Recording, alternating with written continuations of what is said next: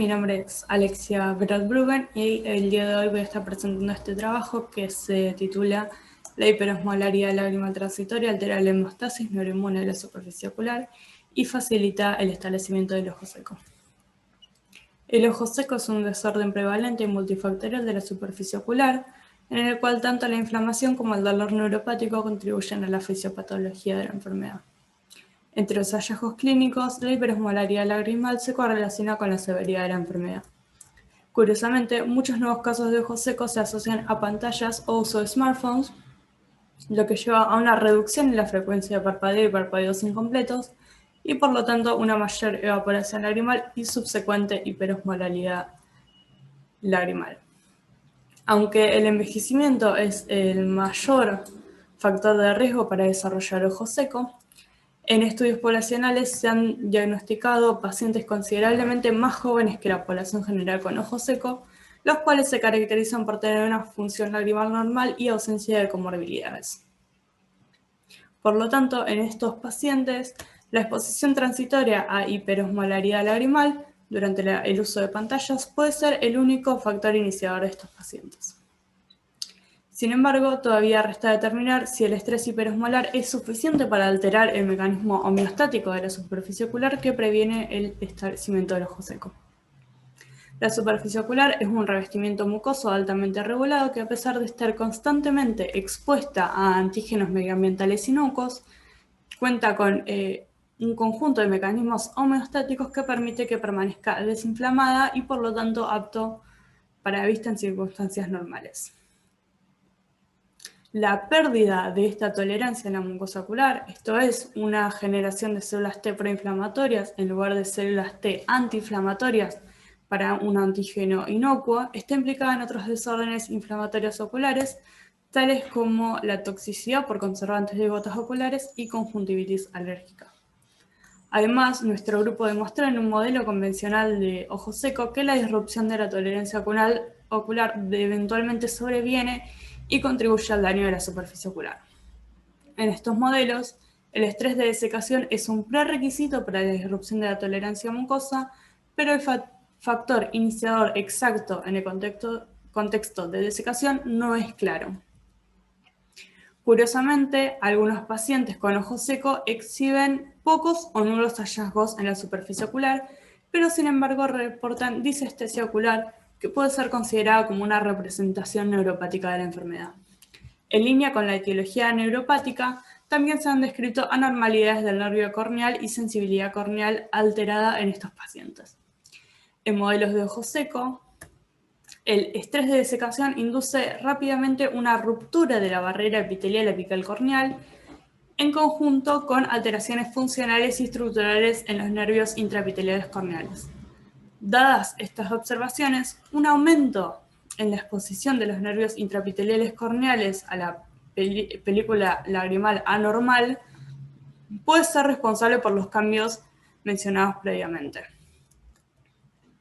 Bueno, considerando la prevalencia de la hiperosmolaridad lagrimal en el ojo seco, nosotros creemos que esta podría tener un rol iniciando la disrupción de la homeostasis inmune en la superficie ocular y las alteraciones nerviosas corneales que subyacen las diferentes representaciones del ojo seco. Por lo tanto, nosotros nos propusimos explorar estas posibilidades en un modelo murino de hiperosmolaridad lagrimal sin estrés de desecación para comprender mejor la contribución del estrés hiperosmolar en el desarrollo del ojo seco.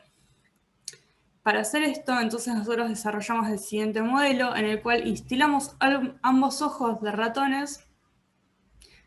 4 veces por día por 5 días con 2 concentraciones diferentes de solución salina, una concentración isoosmolar a modo de control y una concentración hiperosmolar. Como la especificidad antigénica de las células T responsables del daño corneal en ojo seco no se conoce, nosotros lo que hicimos fue embebir los ojos con una proteína exógena inerte, o albúmina u OVA, para hacer un sustituto de antígeno de la superficie ocular. Esto nos permitió poder seguir la respuesta la respuesta inmune antígena específica, y lo que hicimos después fue inmunizar de manera subcutánea con OVA y realizar las evaluaciones necesarias en el día 15. Para medir la respuesta de las células T utilizamos 2 enfoques. Entonces, para evaluar la respuesta de células T antígeno específicas in vivo, realizamos un ensayo de hipersensibilidad retardada o DTH, el cual consiste en la inoculación de ova en una de las patas de ratón y luego se mide la inflamación de la misma pasada un tiempo. Una mayor inflamación es un indicador de una respuesta T más fuerte para ova,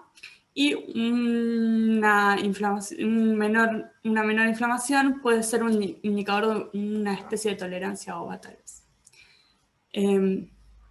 Y luego, para medir la respuesta T antígeno específica in vitro, lo que medimos fue la proliferación de las células T cuando se les daba ova.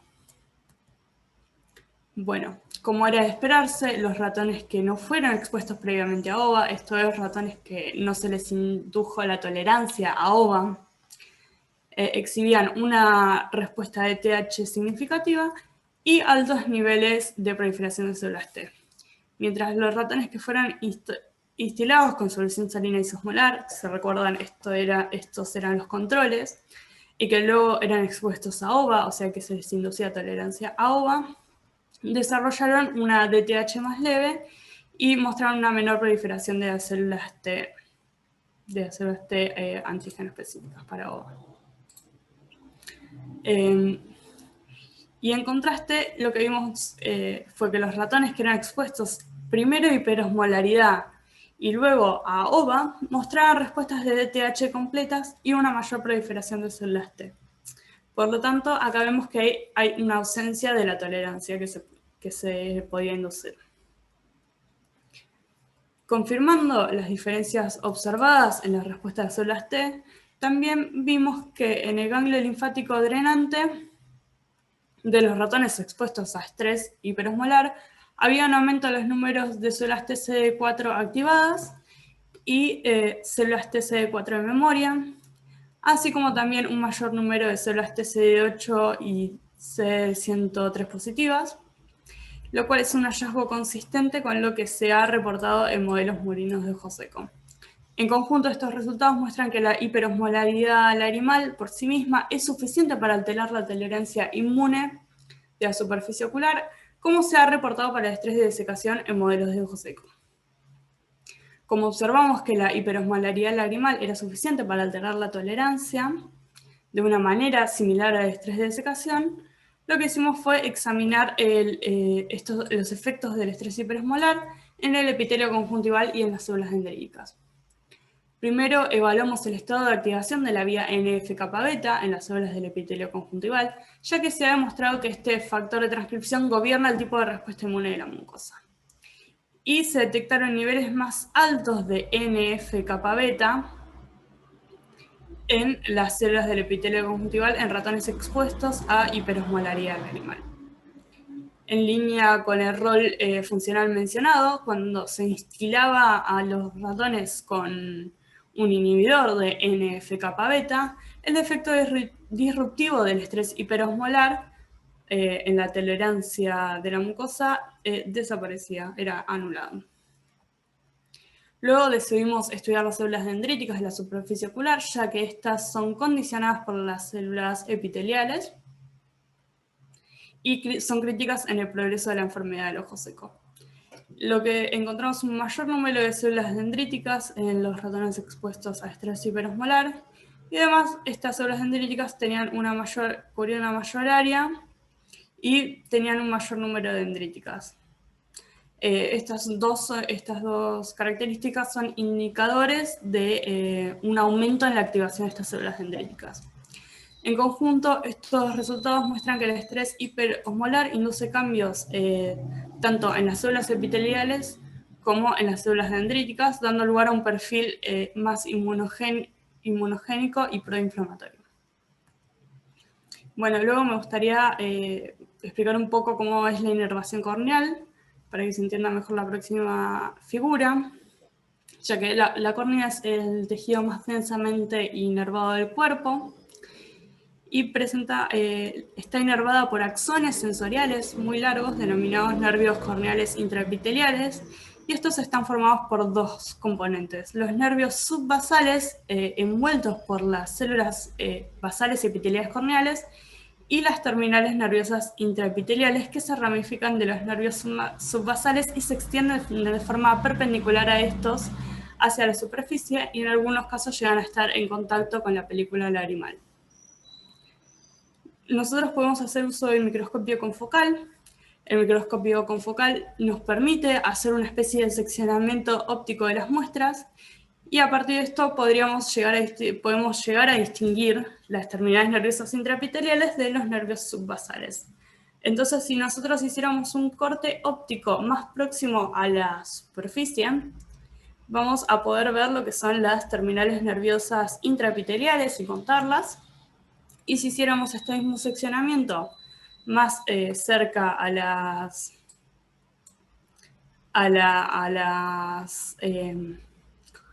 altura de las células basales, no vamos a poder ver los nervios subbasales. Entonces, bueno, lo que nosotros decidimos hacer, viendo el efecto que tenía el estrés hiperosmolar sobre las células epiteliales y las células dendríticas, y que era similar a lo que se observaba en modelos de estresificación, fue examinar el efecto de este estrés hiperosmolar en los nervios corneales intraepiteliales.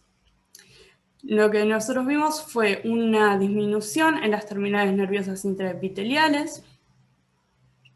en córneas de ratones expuestos a este estrés hiperosmolar, así como una disminución en las fibras nerviosas subbasales y también una disminución en el largo total. Se han reportado efectos similares en modelos murinos de ojo seco, y como el ojo seco también se asocia con una sensibilización de los nervios corneales, lo que hicimos también fue probar una respuesta de pestaneo en los ratones expuestos al estrés hiperosmolar. Y lo que vimos fue que los ratones que eran expuestos a la hiperosmolaridad lagrimal pestañeaban más en respuesta a un estímulo hiperosmolar, sugiriendo que los cambios anatómicos que podíamos ver en los nervios eran acompañados por una modificación en la respuesta fisiológica. En conjunto, estos resultados nos muestran que el estrés hiperosmolar induce cambios en los nervios corneales intraepiteliales. Como ya hemos observado un cambio tanto en la respuesta inmune de la mucosa de la superficie ocular, así como modificaciones en los nervios corneales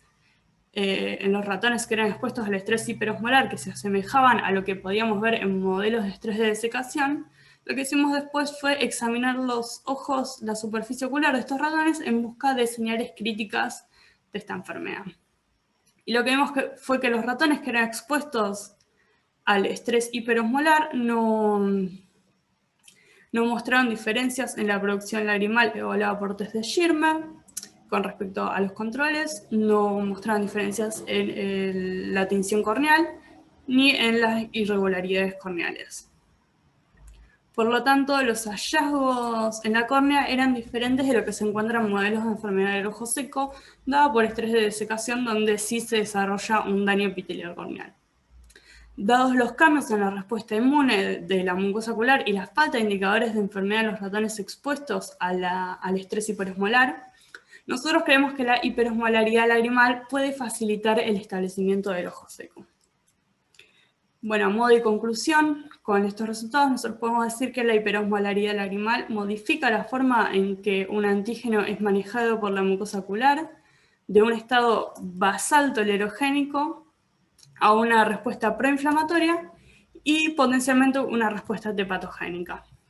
La hiperosmolaridad lagrimal también induce cambios en la morfología de los nervios corneales intraepiteliales y un aumento de la sensibilidad. Y estos hallazgos destacan el rol de la hiperosmolaridad lagrimal en el establecimiento del ojo seco.